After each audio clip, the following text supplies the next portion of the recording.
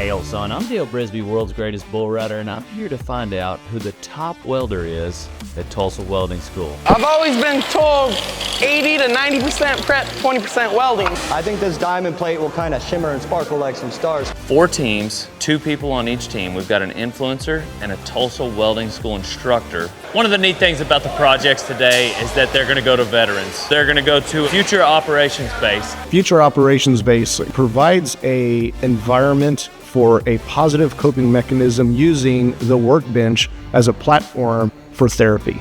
Each influencer is going to get given a scholarship to give away to their followers. The winning team is gonna win a Miller welder.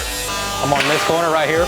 Every year, there's more and more excitement that builds up. If I weld it up, it should be all right. I hope so. Square-ish. Are you done?